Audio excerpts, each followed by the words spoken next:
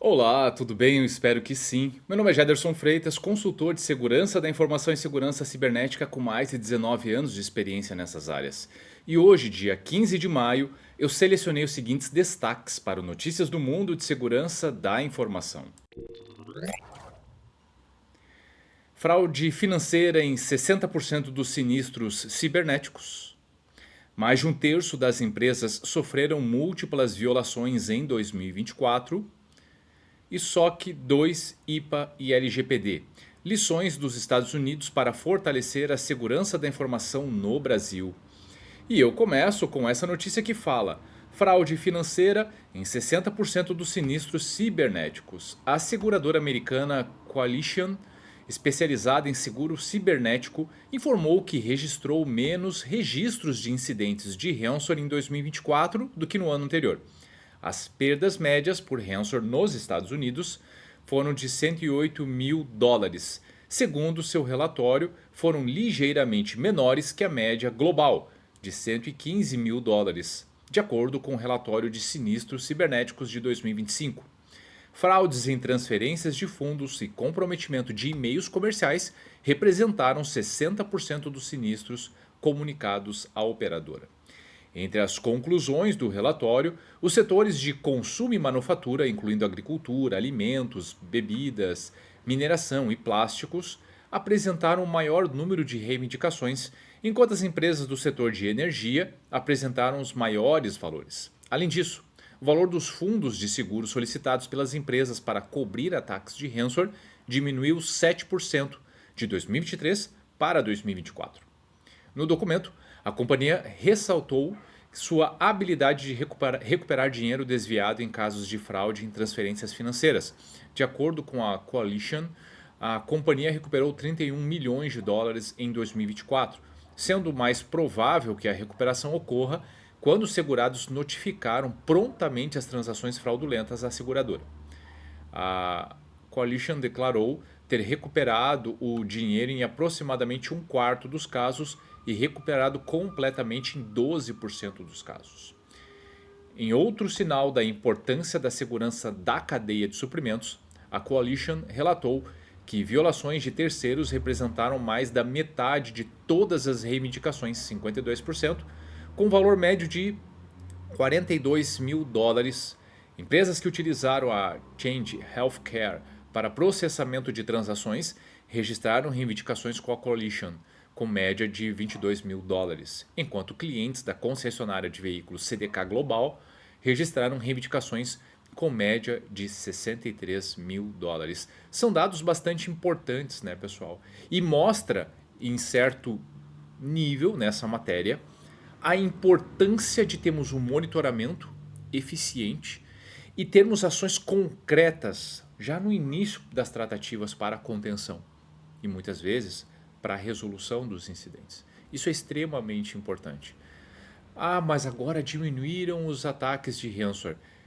Talvez tenham diminuído em volume, mas será que eles diminuíram no impacto? Será que eles diminuíram no alcance que os criminosos têm? Muitas vezes eles acabam direcionando os ataques para onde eles acham que seja mais provável a obtenção de ganhos. Então a gente também precisa ver que, por mais que tenha havido alguns indícios positivos, não podemos e não devemos baixar a guarda. Mais de um terço das empresas sofreram múltiplas violações em 2024. O crescimento acelerado da computação em nuvem e das soluções SaaS está colocando à prova a capacidade das organizações de proteger seus ambientes digitais. É o que revela o relatório Cloud and SaaS Security in 2025, publicado pela Qualys, que analisa os desafios enfrentados por empresas no gerenciamento de riscos em ambientes cloud cada vez mais complexos. O documento evidencia um descompasso preocupante entre a velocidade da adoção de tecnologias em nuvem e a maturidade dos processos de segurança aplicados a esses ambientes. Embora a nuvem ofereça ganhos significativos em escalabilidade e eficiência, as brechas de segurança continuam a crescer, expondo as organizações a riscos cada vez mais sofisticados.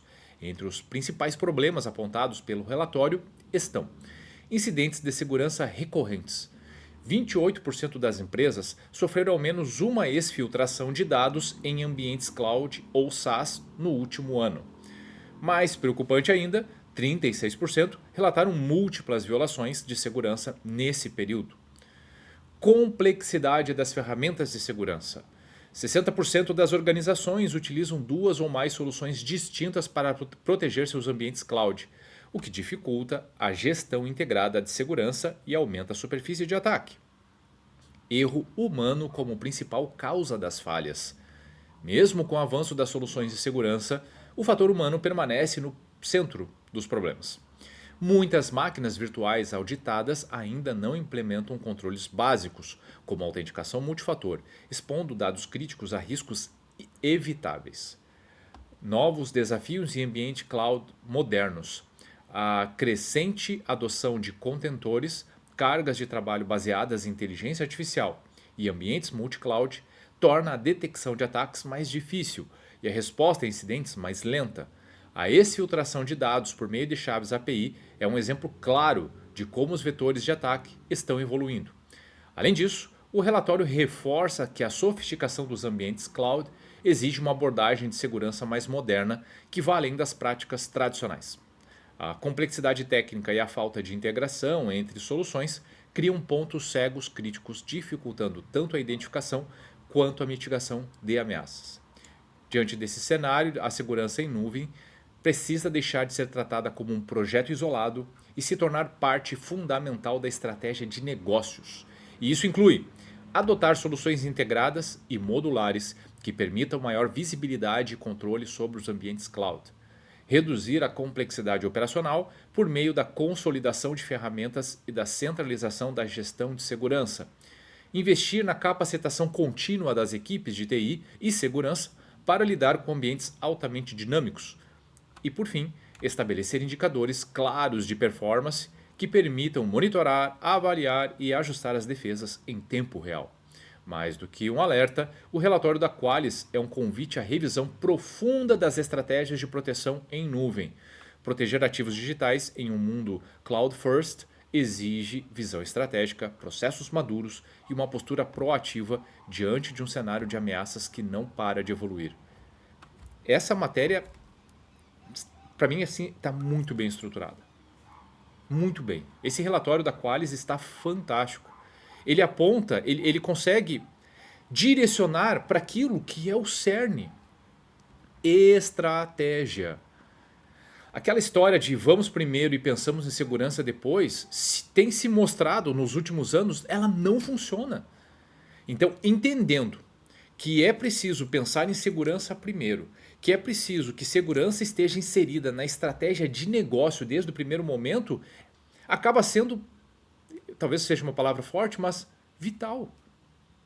Então, assim, quem quer acompanhar um pouco mais a matéria, como habitualmente faço, na descrição desse vídeo eu compartilho os links, né, para todas as 3 matérias e o link dessa matéria presente no portal seguinfo.com.br também está entre eles e eu sugiro, obviamente, a leitura e não só a leitura, mas a observação dos pontos que ela direciona. E na última matéria de hoje, SOC 2, IPA e LGPD, lições dos Estados Unidos para fortalecer a segurança da informação no Brasil. A crescente digitalização dos dados e o aumento das ameaças cibernéticas têm acelerado a integração entre segurança da informação e conformidade regulatória no mundo todo. Nos Estados Unidos, essa convergência ganha força com a aproximação entre 2 frameworks amplamente adotados, o SOC 2 Tipo 2 e a IPA. Embora tenham origens e objetivos distintos, ambos compartilham um princípio comum, a proteção robusta de dados sensíveis. SOC 2 e IPA, mais próximos do que parecem. O SOC 2 Tipo 2 é um relatório voltado à segurança em prestadores de serviços, baseado em critérios como a confidencialidade, integridade e disponibilidade. Já a IPA regula a privacidade e a proteção de dados de saúde nos Estados Unidos. O que os une? A exigência de controles técnicos e organizacionais sólidos. Mais do que uma coincidência, essa sinergia é sustentada por fundações reconhecidas globalmente. O SOC 2 se apoia em normas frameworks como ISO 27001, NIST e o SysControls, referências quando o assunto é boas práticas em segurança da informação. Apesar de não haver uma legislação brasileira equivalente à IPA, o país caminha em direção semelhante por meio de regulamentos como a LGPD e normativas setoriais, especialmente no setor de saúde. A LGPD estabelece princípios e bases legais para o tratamento de dados pessoais e sensíveis. A Agência Nacional de Saúde Suplementar, ANS, exige políticas de segurança da informação em operadoras de saúde, com foco em confidencialidade e continuidade de negócio. A Anvisa impõe regras sobre integridade de sistemas, interoperabilidade e a segurança de registros eletrônicos. Assim como nos Estados Unidos, empresas brasileiras, em especial dos setores de saúde e tecnologia da informação, enfrentam o desafio de integrar compliance e segurança de forma efetiva, contínua e auditável. Galera, super interessante esse paralelo, e aqui eu gostaria de dar ênfase a um ponto.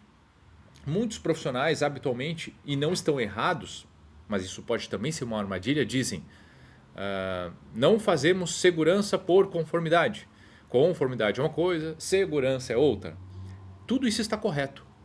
Porém, para ter melhores e mais robustas estratégias de segurança que enderecem de maneira adequada os desafios, esses regulamentos, esses padrões, essas certificações, muitas vezes são um grande direcionador. Se começa a ter uma estrutura mais clara de governança, se começa a estabelecer controles apropriados, indicadores, muitas vezes a partir de questões ligadas à conformidade. Então sim, ela muitas vezes pode impulsionar, e sem a necessidade de inventar a roda, ela direciona para caminhos e processos muito robustos. É claro que está correto dizer que não podemos fazer segurança por conformidade ou para conformidade, porque conformidade é um retrato. A conformidade vai um órgão independente, faz uma auditoria, uma análise dos controles, na grande maioria das vezes por amostragem, para identificar se os controles são robustos, se as práticas exigidas são seguidas, etc, etc, etc. Dá a chancela de ok, volte daqui a um ano para revalidar, para recertificar. E o que aconteceu nesse intervalo? Então, segurança ela não pode ser implementada do tipo: agora está bonito, passei pela auditoria, passei pelo processo de conformidade, deixe para lá, depois a gente vê quando estiver se aproximando de novo. Não pode ser assim. Então é importante saber que segurança é algo constante, feito no dia a dia, mas sim que os aspectos de conformidade muitas vezes podem impulsionar ações concretas para um bom programa de segurança. Bom, pessoal, o que eu tinha selecionado para hoje era isso. Espero sinceramente que vocês tenham gostado. E se você gostou do conteúdo, então ajude a divulgar. Curta, salve, compartilhe com seus colegas e com seus amigos, porque dessa forma trabalharemos aspectos de conscientização. E com maior conscientização, obviamente, mais cultura de segurança. Então vamos juntos por mais cultura de segurança da informação. Por hoje é isso, ótimo dia, um abraço e até a próxima.